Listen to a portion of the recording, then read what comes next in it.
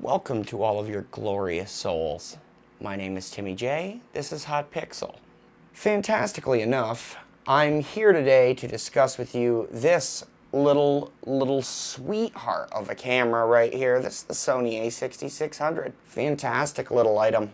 Fair enough.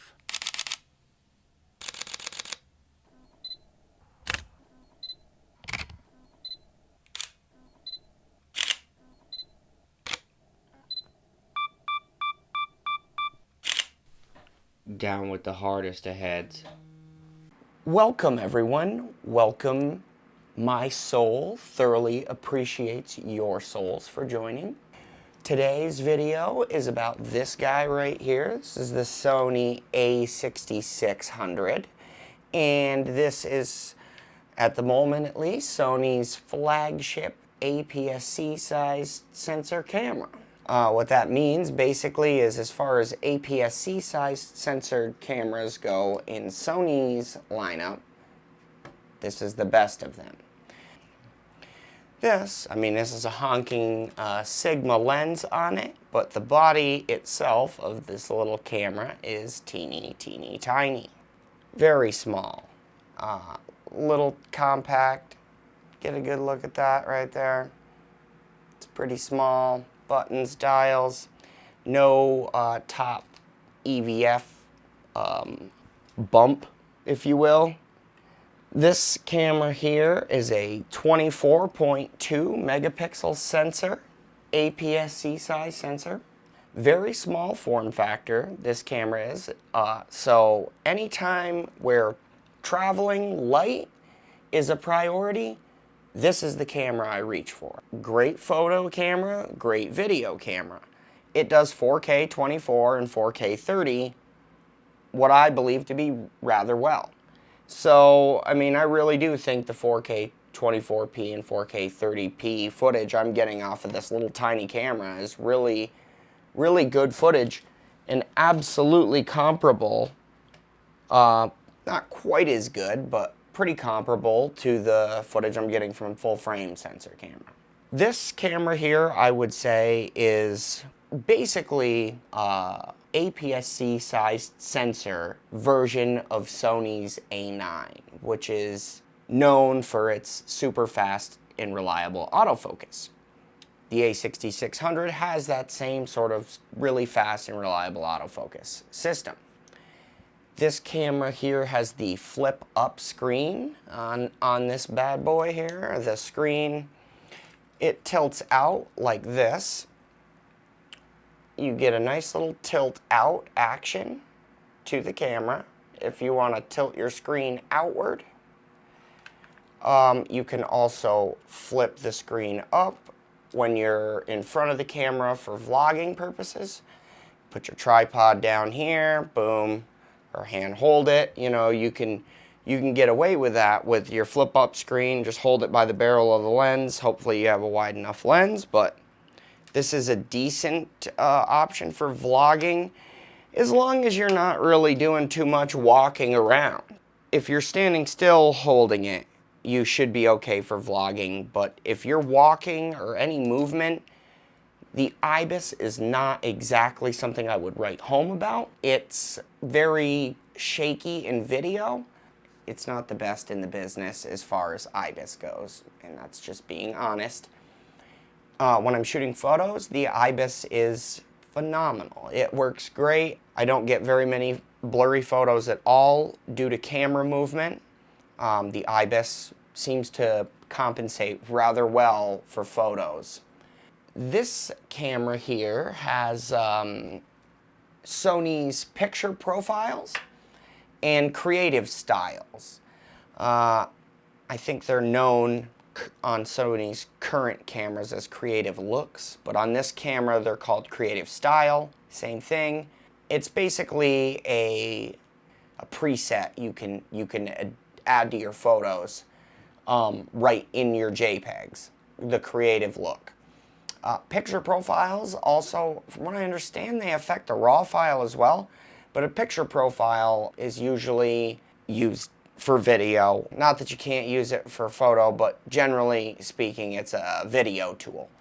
And S-log, log profiles, logarithmic profiles, if you will flatten the tonality of an image, allowing your camera to capture more dynamic range, and in post-production you basically can recover more and have a more dynamic image by using a log profile. Then when you get it to your computer, you can have a little bit more flexibility with what it is you're trying to do with it. If it's something where you've got really bright areas and really dark shadows, shooting the video in a log profile like S-Log2 on this camera, there's a little more range for you to play with when you get it into your computer. This camera shoots in XAVCS 4K. You'll have 24 frames per second or 30 frames per second in 4K on this camera. If you switch to 1080p, you'll have its XAVCS HD, and you'll have more frame rate options. There's 120p, 60p, 30p, 24p, and a couple of different bitrate options for those. So you got quite a few options in HD, and the 1080p HD on this camera is not bad. It's not great, it's not anything like it's the best 1080p I've ever seen, but it is definitely sufficient. The S&Q option on Sony cameras is one that I use all the time, which stands for slow and quick.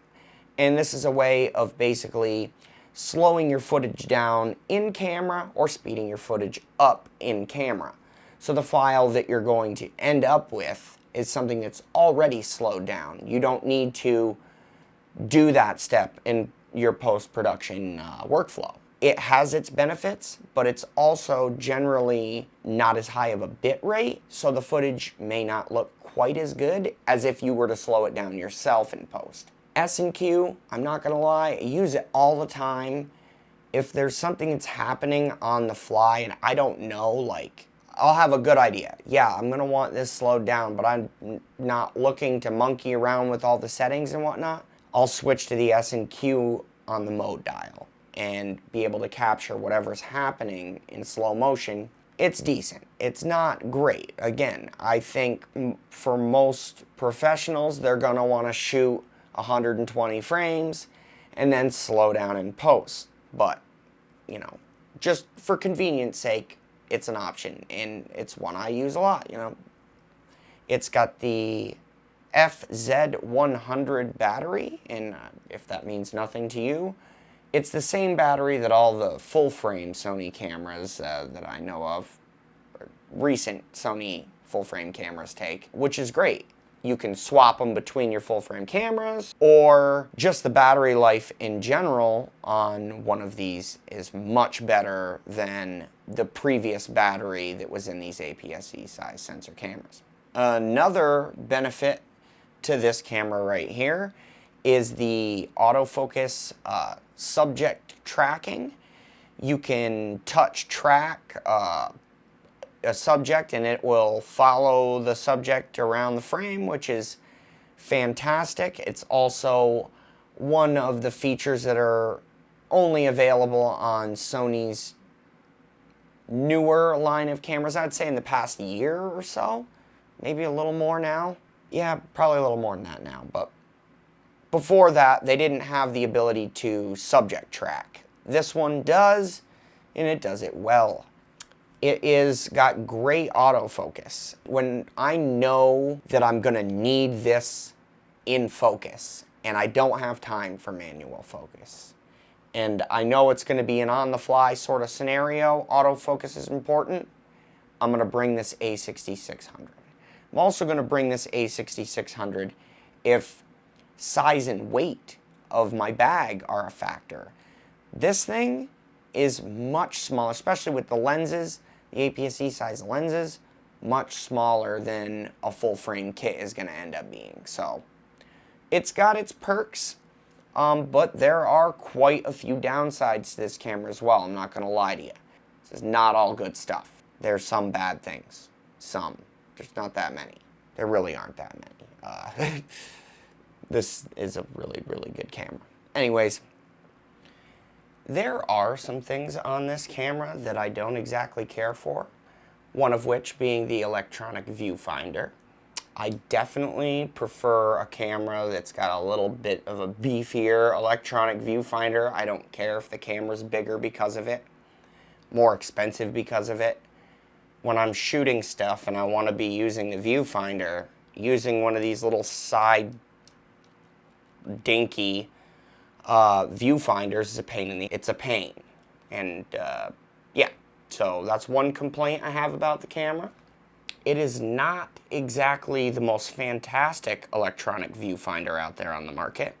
Another thing that I dislike about this camera is the lack of the front command dial.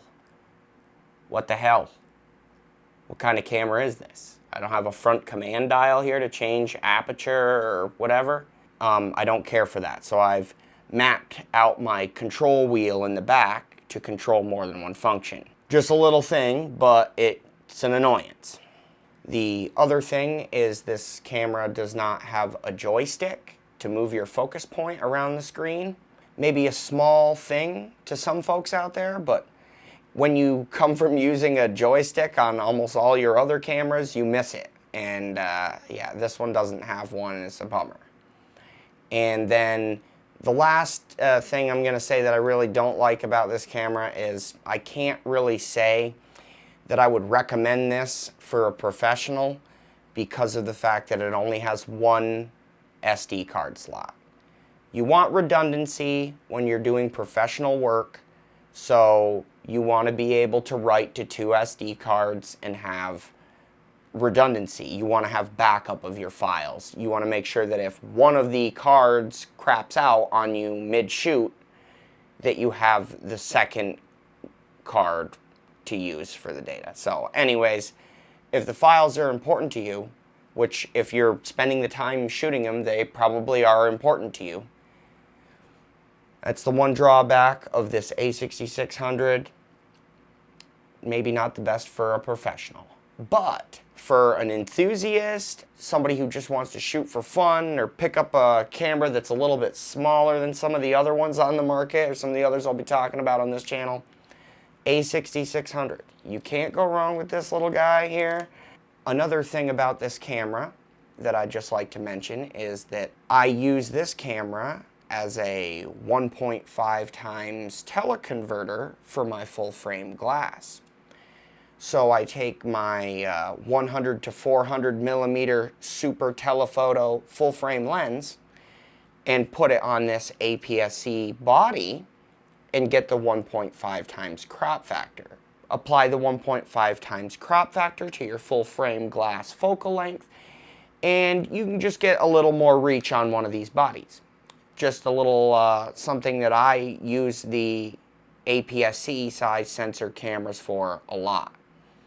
Something I'd like to touch on is Sony's menu system.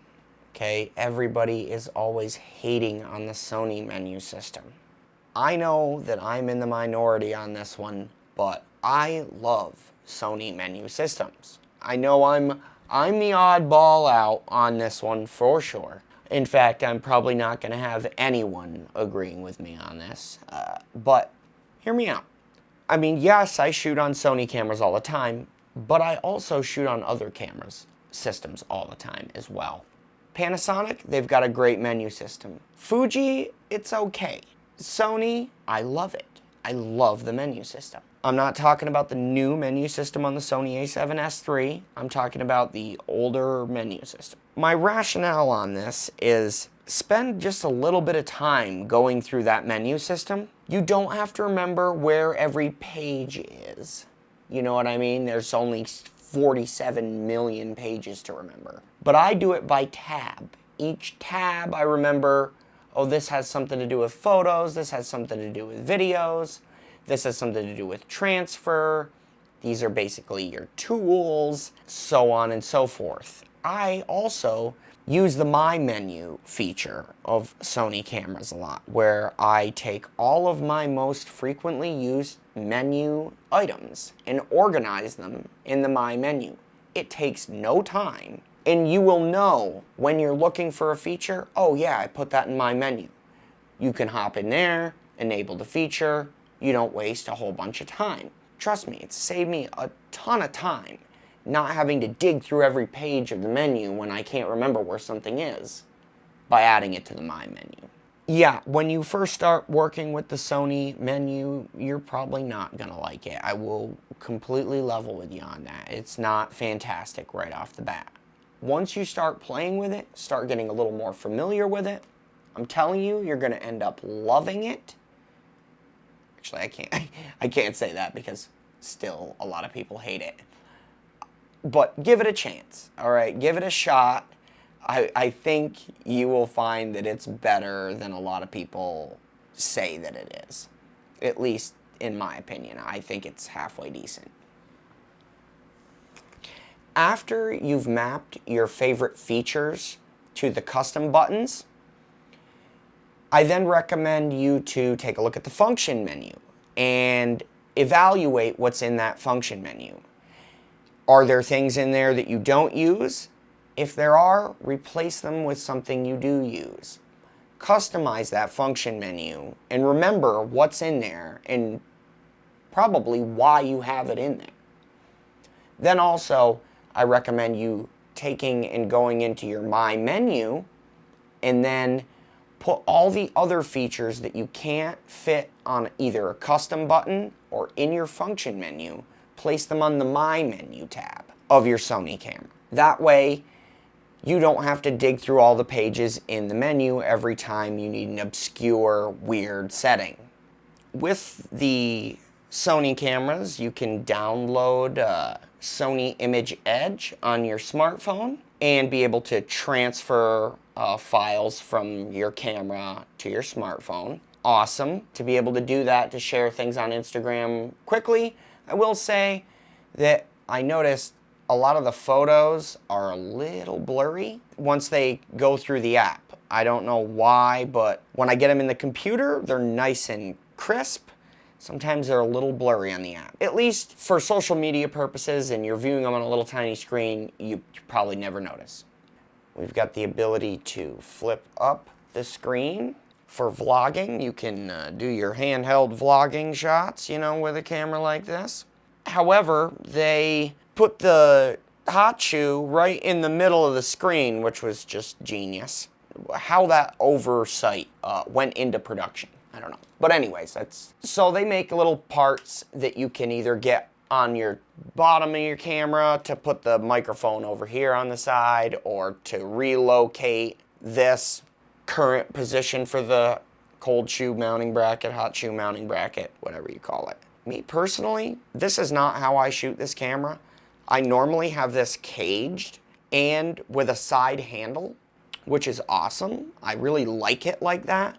I'll be doing a video on rigging this the way I like to shoot it and what makes it much better as far as the image stabilization goes. With the tricked out cage that I've made for this and just using a side handle and widening the stance of the whole camera, I get nice footage from this now, where it was very jerky before.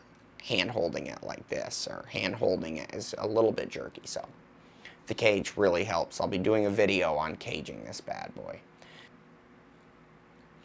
This is a really nice little camera here. I use this thing all the time, and it's really gotten me some fantastic results. Really got me some great results. In closing, the A6600 is a really nice, small, compact, all-in-one package for your prosumer, hobbyist, enthusiast, everyday Joe camera. It's fantastic for that sort of thing. I would not say to take this out on a once-in-a-lifetime event, being that it only has one card slot. That's just me. I mean, if you want to risk it, go for it. Whenever size and weight, my bag size are a factor, I will always reach for the Sony a6600, knowing that I can get great results and I don't have to carry around a huge bag with big gigantic lenses. I use the camera a lot in my everyday work, and again, like I said, it's my 1.5 times teleconverter for my full frame glass. Fantastic. So that's all I've got to say about the Sony a6600. I know that's a lot of stuff to say. Thank you very much for watching today's video, and if you own this camera, comment below. Let me know what you use it for. What camera do you have? Are you thinking about buying a camera? Which ones are you thinking about buying? Ask some questions. Start a little dialogue down below, and seriously, like, subscribe to the video, help me get this channel off the ground. I'm going to be trying to produce as much content as I can, as quickly as I can, but like I'm a parent and have another job, so I'm going to just do the best I can with it, and hopefully the authenticity will ring true to those people who appreciate the artistic aspect of photography and videography. I am an artist, photographer, and videographer, and I'm also a person who has realized I've left you empty-handed as far as photo examples go. So here are some photo examples shot on the Sony a6600 with a variety of different lenses. Here are a few different example shots. This is one using the human eye autofocus. Here's one using the animal eye autofocus. The autofocus system on this camera is really great. I can't stress that enough. Just kind of a nightscape type image. These photos that you're seeing have been edited, have been through post-processing software. I feel that a photograph is made, not taken, and that's the reason that I'm showing you these photographs that are edited. Usually in a video like this, I would have straight out of camera JPEGs, but that's a little boring. So anyways, I look forward very much to seeing you in the next video here at Hot Pixel. So, fair enough to you.